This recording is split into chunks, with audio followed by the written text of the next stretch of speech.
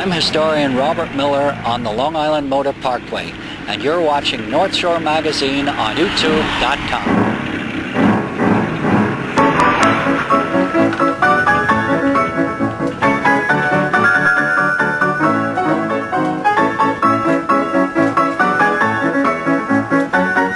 We're driving west on the Long Island Motor Parkway, the world's first road designed and built for the daily use of the automobile. It was the brainchild of William K. Vanderbilt II, and it was built in 1908 to 1911. Suffolk County overhauled the road after its abandonment in 1938 and has kept 14 miles for general public use. It has been heavily modernized and widened over the years.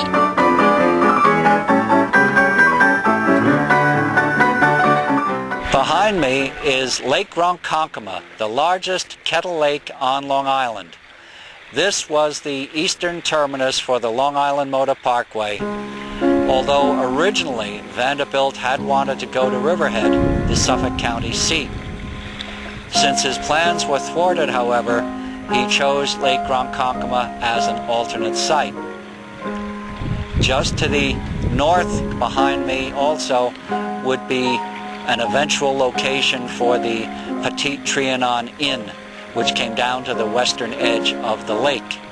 It's so heavily overgrown we can no longer see where the property is, however.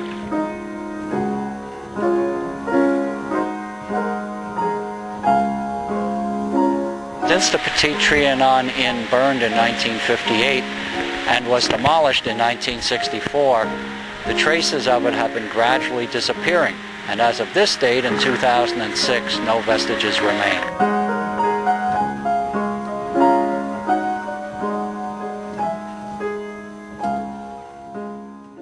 This is the actual start of the Long Island Motor Parkway here at Ronkonkoma. The Petit Trianon Inn was just to the camera's left on what they call Lake Drive.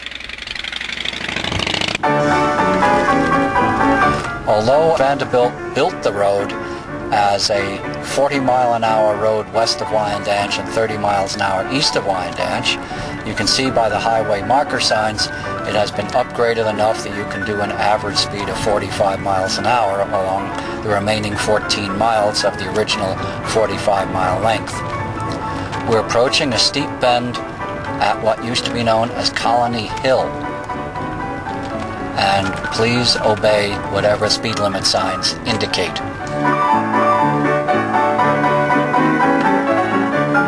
Up until a few years ago, you could see original motor parkway fence posts on both sides of the right-of-way. However, with its modernization, they have been removed and new type barriers have been erected.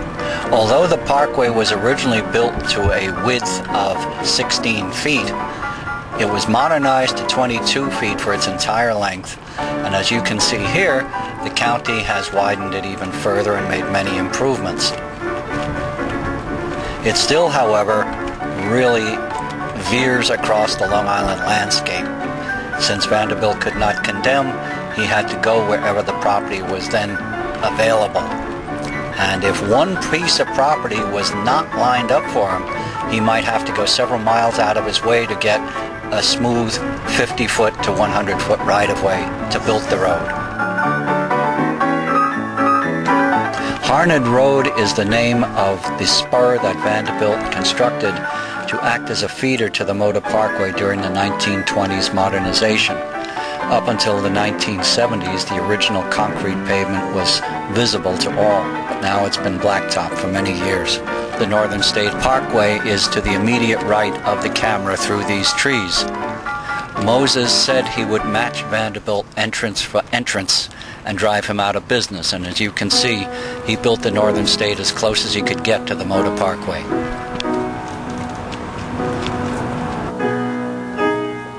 Vanderbilt Court is the name given to the road that brought people from Garden City onto the Long Island Motor Parkway here just east of Clinton Road.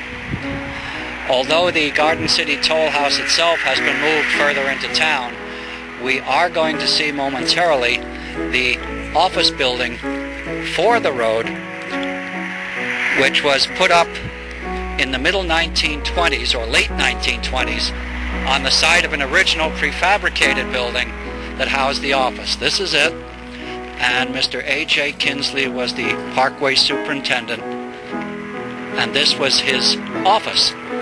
Now it's a regular residence.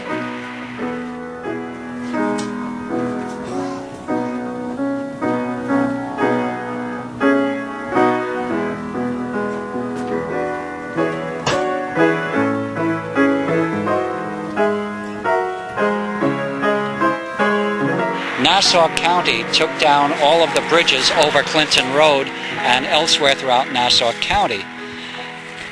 To the west of Clinton Road, they put up new homes fairly recently. But to the east of Clinton Road, we still have the embankment that led up to the bridge. And we're soon going to walk up this bridge, up this embankment, and see what's left. Okay. Now here we can see an example of the original concrete paving topped by the asphalt. The original road was made with reinforced concrete, and because they did not cut in expansion joints, it began to break. They almost immediately repaved it with asphalt, and as you can see in this spot, there seem to be 2 layers.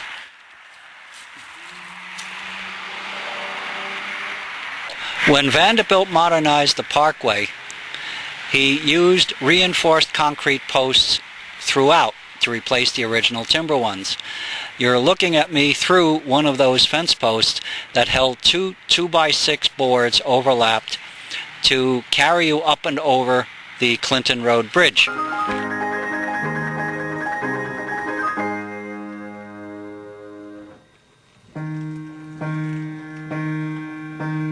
I'm in a basement museum in Garden City, in what had been the Garden City toll house of the Long Island Motor Parkway. It was moved from its original site just east of Clinton Road to here at East 7th Street, just east of Franklin Avenue in downtown Garden City. What we're looking at are several of the museum-like photos that have been taken over the years of the Parkway.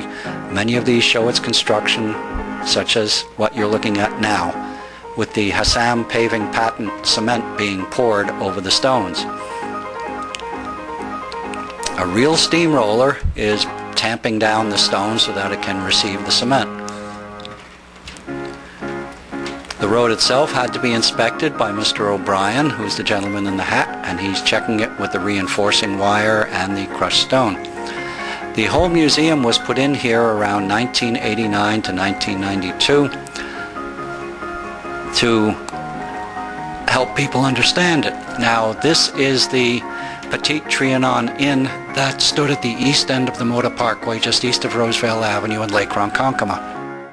You could buy seasonal as well as yearly passes to ride the Parkway, and these were bolted to the front of your car, so the toll house operator could look and see if you had one of these. He could wave you right through. If you didn't, you had to stop and pay your toll. There was a $2 toll initially. It finally dropped over the years to 40 cents. We have an overall map showing it through Nassau County. It's outlined in yellow.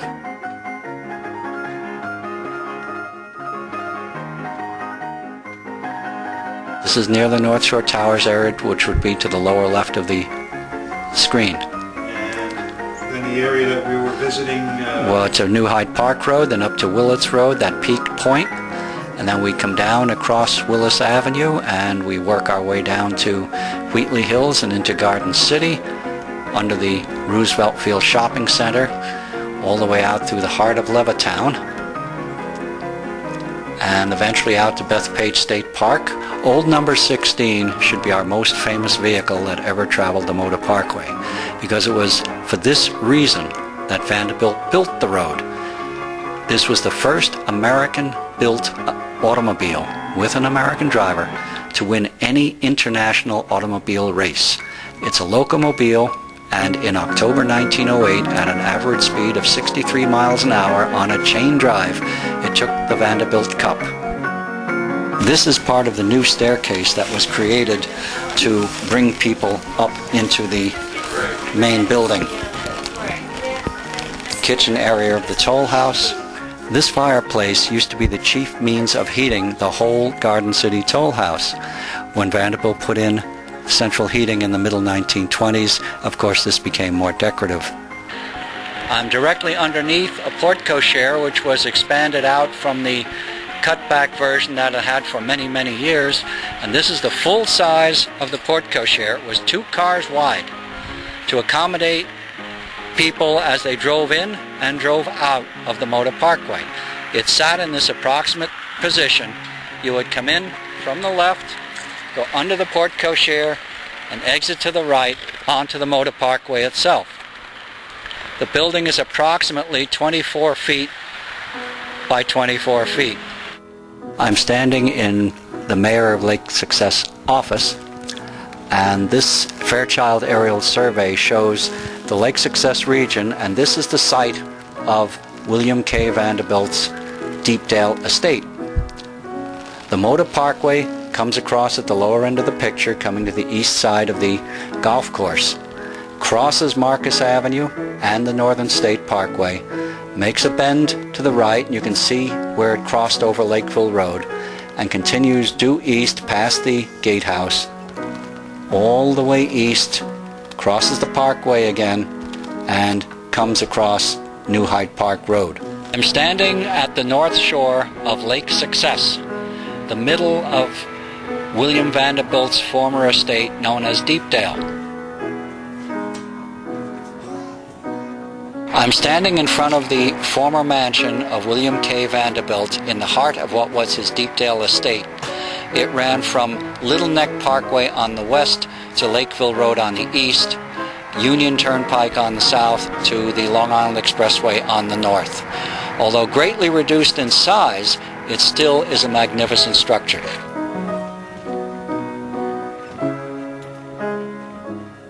I'm standing atop the right-of-way that carried Old Courthouse Road over the Long Island Motor Parkway. This is one of the few bridges of its type in existence. It's dated 1909. An Old Courthouse Road ran north to south. The parkway at this point went east to west. As you can see behind me, Nassau County kept its section here preserved by utilizing it for the then Long Island Lighting Company power line right-of-way. I'm underneath the Old Courthouse Road overpass, and I'm walking due west towards New Hyde Park Road. As you can see, this is the original type bridge where they just dropped I-beams across between the north and south abutments, then encased everything in reinforced concrete. There you can see where it says wrong way is the actual parkway right-of-way that used to carry an abutment up to and over New Hyde Park Road. Climbing the embankment that carried the west side of the Motor Parkway over Roslyn Road. This stone wall was put up by Nassau County to keep people from running off the road in case they trespassed upon it. Here you can see a good cross-section of the 3-foot wide borders he used to widen the parkway from 16 to 22 feet. We're looking due west towards East Williston and the Oyster Bay branch of the Long Island Railroad.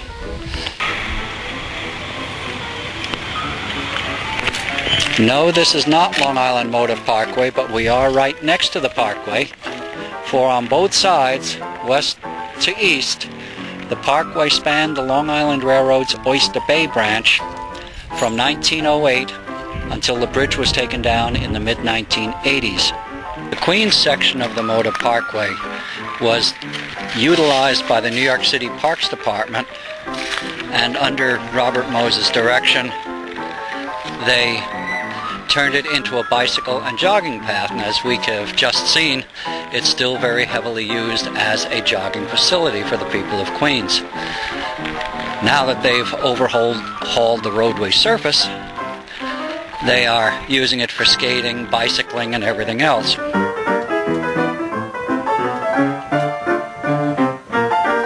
This is the site of the first bridge built for the westward expansion for the Motor Parkway. As you saw by the date 1924, this was the start of construction, and this bridge over Springfield Boulevard, also known as Rocky Hill Road, was the first of the several bridges put into place. Up until 1924, this was the actual terminus for the western end of the Motor Parkway. People coming in from the rest of Long Island would come down a long sloping grade. After 1924, this was an exit ramp, and we're going to go onto the Parkway using this exit ramp to see what's up there. At the top of the grade was a multiple position island toll booth, very similar to the ones we use today. And further past that was a gatekeeper's house. Both have long since been removed. This is the entrance to the Long Island Motor Parkway from Rocky Hill Road. To your left, this is the eastbound entrance ramp, and to your right is the westbound exit. Just behind the camera was the site of the toll booth that took care of people's fares. We're heading westbound across Springfield Boulevard on one of the big four-poster Motor Parkway bridges. In 2002, I'm very happy to report that the Motor Parkway and its creator, Willie K. Vanderbilt, got some of the honor that they've been deserving for so many years. It was put on the state and national registers of historic places. And for this I am very happy. The Friends of Cunningham Park and I got together and we sought this and we achieved it. And I think for future generations it will be nice to note on their park billboards. We're crossing the 73rd Avenue Bridge that carried the Motor Parkway over 73rd Avenue before it swung east to go further out on Long Island. This is the last of the Parkway bridges that was erected in 1926 that's still in existence. There were several others that were built after and they were taken down. But each bridge has its own construction date.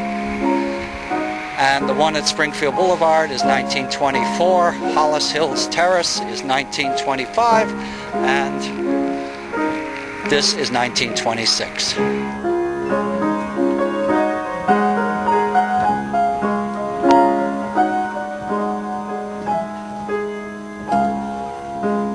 That is the new purpose for the Motor Parkway as a bicycle and jogging path.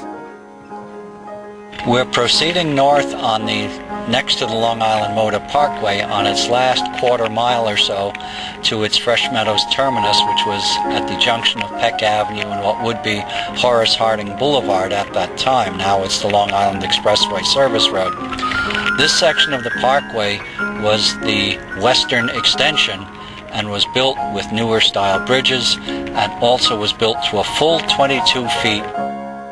The sign that reads Horace Harding Expressway and Peck Avenue was the western terminus of the Long Island Motor Parkway's extension from 1926 until its closing in 1938. It was to link up with what was then called Nassau Boulevard. Today it's the Horace Harding Expressway and Long Island Expressway directly behind me. This in turn would have crossed Queens Boulevard to gain traffic that came out of Manhattan and provide much needed business for Vanderbilt and the Motor Parkway.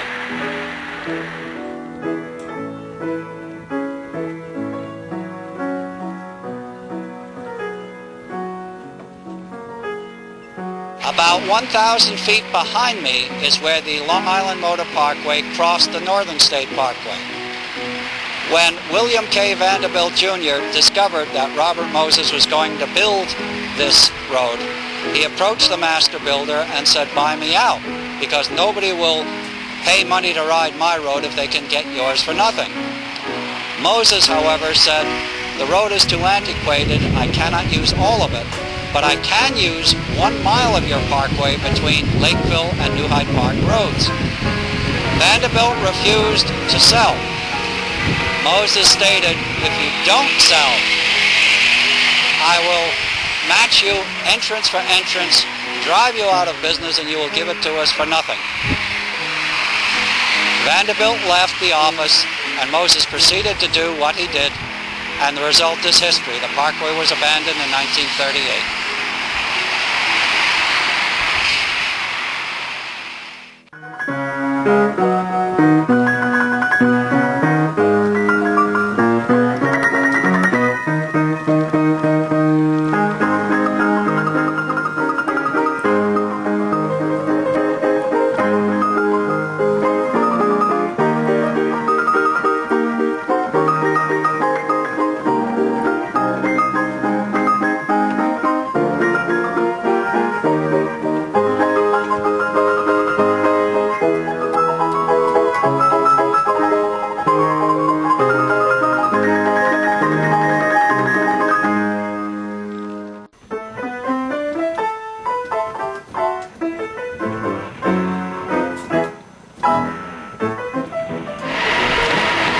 I'm historian Robert Miller, and this is North Shore Magazine on YouTube.com.